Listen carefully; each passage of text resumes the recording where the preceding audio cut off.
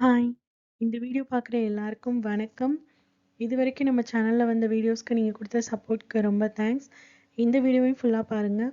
கண்டிப்பா யூஸ்ஃபுல்லா இருக்கும். பார்த்துட்டு பிடிச்சிருந்தா லைக் பண்ணி ஷேர் பண்ணுங்க. இந்த சேனலை சப்ஸ்கிரைப் பண்ணி பெல் ஐக்கானே ப்ரெஸ் பண்ணி வச்சுக்கோங்க. அப்பதான் நம்ம போடுற வீடியோஸோட நோட்டிஃபிகேஷன் உங்களுக்கு உடனே ரிசீவ் ஆகும். வாங்க இன்னைக்கு வீடியோக்குள்ள போலாம். இன்னைக்கு நம்ம பார்க்க போறது வந்துட்டு பிகினர் வேர்ட்ஸ் தான். ஸோ ஃபர்ஸ்ட் வேர்ட் கண்ணியம். ஸோ கண்ணியமா நடந்துக்கோங்க அப்படின்னு சொல்லுவோம் தெரியுமா? ஸோ அதை வந்து இங்கிலீஷ்ல எப்படி சொல்லுவாங்க அப்படின்னா டிக்னிட்டி, டிக்னிட்டி, டிக்னிட்டி. ஸோ கண்ணியம் அப்படின்னா டிக்னிட்டி.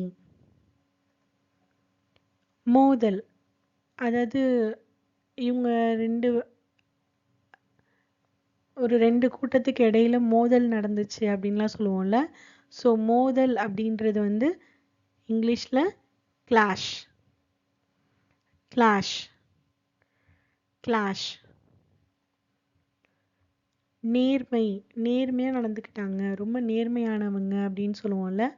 ஸோ அதுக்கு இங்கிலீஷ்ல இன்டெக்ரிட்டி, இன்டெக்ரிட்டி, இன்டெக்ரிட்டி. லாபம், ஸோ எனக்கு இதில் வந்து இவ்வளோ லாபம் கிடைச்சது அப்படின்னு சொல்லுவோம்ல. அதுக்கு இங்கிலீஷ்ல ப்ராஃபிட், ப்ராஃபிட், ப்ராஃபிட். இந்த இந்த செயலை செஞ்சால் எனக்கு என்ன ஆதாயம் கிடைக்கும் அப்படின்னு சொல்லுவோம்ல. ஸோ ஆதாயம் அப்படின்றதுக்கு இங்கிலீஷில் கெயின், கெயின். கண்ணியம் அப்படின்னா டிக்னிட்டி, மோதல் அப்படின்னா கிளாஷ், நேர்மை அப்படின்னா இன்டெக்ரிட்டி, லாபம் அப்படின்னா ப்ராஃபிட், ஆதாயம் அப்படின்னா கெயின். அடுத்த செட் ஆஃப் வேர்ட்ஸ் பார்க்கலாம்.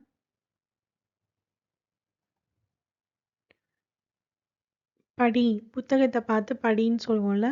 ஸோ படி அப்படின்றதுக்கு இங்கிலீஷில் ரீட், ரீட். படி அப்படின்றதுக்கு இங்கிலீஷில் ரீட். என்னடா இவங்க ரொம்ப நார்மலாக எல்லாரும் உபயோகப்படுத்துகிற வார்த்தையை வந்து வீடியோவாக கொடுக்குறாங்களேன்னு நினைக்காதீங்க. இது முழுக்க முழுக்க இங்கிலீஷ் வந்து இப்போ தான் நான் ஆரம்பிச்சிருக்கேன், எனக்கு வந்து ஒரு சில வார்த்தைகள்லாம் கற்றுக்கணும் அப்படின்றவங்களுக்காக தான் மெயினாக இந்த வீடியோ. அதனால இதை தெரிஞ்சவங்க நீங்கள் இதை ஸ்கிப் பண்ணிட்டு போகலாம். தெரியாதவங்க தயவு செஞ்சு இதை பயன்படுத்திக்கோங்க, உபயோகப்படுத்த ஆரம்பிங்க. எழுது அப்படின்னு சொல்லுவோம்ல. ஸோ எழுதுறது, ஓகேவா? ஒரு நோட்டு புத்தகத்தில் எழுதுறது, இதெல்லாம் வந்து நம்ம இங்கிலீஷில் வந்து ரைட், ரைட். எழுதுறதுக்கு இங்கிலீஷில் ரைட். பாட்டு, பாடல். இது வந்து நிறையா பேருக்கு தெரிஞ்சிருக்கலாம், இருந்தாலும் தெரியாதவங்க தெரிஞ்சுக்கோங்க. ஸோ பாடல், பாட்டு, இதை வந்து இங்கிலீஷில் என்ன சொல்லுவோம் அப்படின்னா சாங், சாங். பாடல், பாட்டு, இதை வந்து சாங் அப்படின்னு சொல்லுவோம்.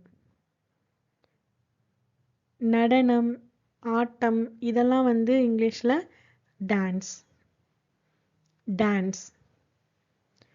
நடனம், இப்போல்லாம் யாருமே வந்து நடனம், ஆட்டம் அப்படின்ற வார்த்தைகள்லாம் உபயோகப்படுத்துறது இல்லை. டான்ஸ்னே டைரெக்டாக யூஸ் பண்ணுறாங்க. இருந்தாலும் தெரியாதவங்க தெரிஞ்சுக்கோங்க.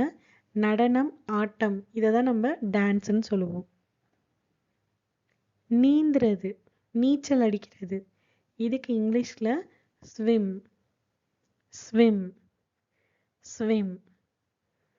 படிக்கிறதுக்கு இங்கிலீஷில் ரீட், எழுதுறது ரைட், பாடல் இல்லைன்னா பாட்டு சாங், நடனம், ஆட்டம் டான்ஸ், நீச்சல் அடிக்கிறது, நீந்துறது ஸ்விம். ஸோ இந்த வீடியோ கண்டிப்பாக பிகினருக்கு யூஸ்ஃபுல்லாக இருந்திருக்கும்னு நம்புகிறேன். இந்த வீடியோ உங்களுக்கு பிடிச்சிருந்தால் லைக் பண்ணி ஷேர் பண்ணுங்கள். மறக்காமல் இந்த சேனலை சப்ஸ்கிரைப் பண்ணி சப்போர்ட் பண்ணுங்கள். நெக்ஸ்ட் வீடியோவில் மீட் பண்ணுறேன். பாய்.